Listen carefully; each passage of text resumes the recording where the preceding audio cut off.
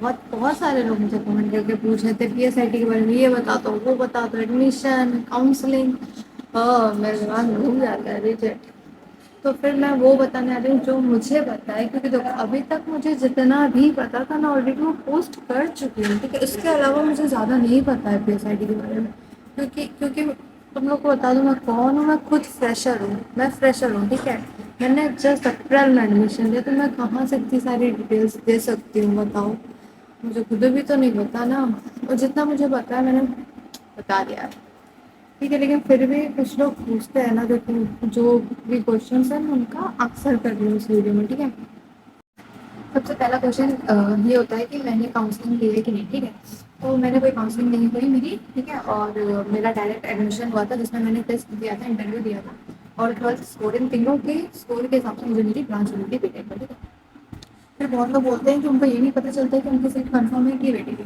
मेरा क्या सीन था, मैं आपको बताती हूँ। मेरा जब एडमिशन हो रहा था ना, और मैंने जब अपने 25K जमा कर दिए थे, तो मैंने साफ उनसे ये पूछा था कि क्या मेरी सीट कंफर्म है कि वेटिंग में, आप बता दीजिए। बिल्कुल कंफर्म है, मुझे कुछ अब कुछ तो नहीं करना ना। वो कह रहे थे नहीं आपकी सीट कंफर्म है, आपको कुछ नहीं करना, बस क्लासेस भी नहीं।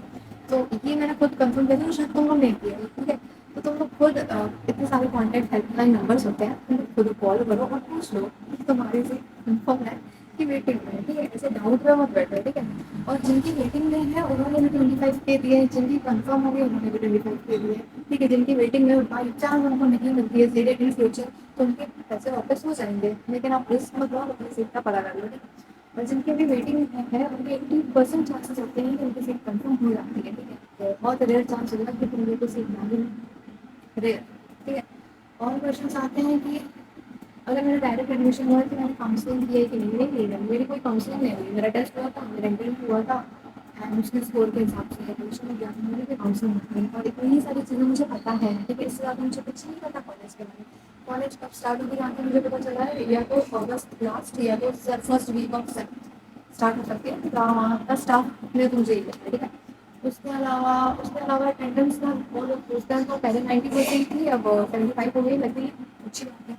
75 हो गई, बस इतने ही क्वेश्चन तो मेरे से बार बार पूछे जाते हैं।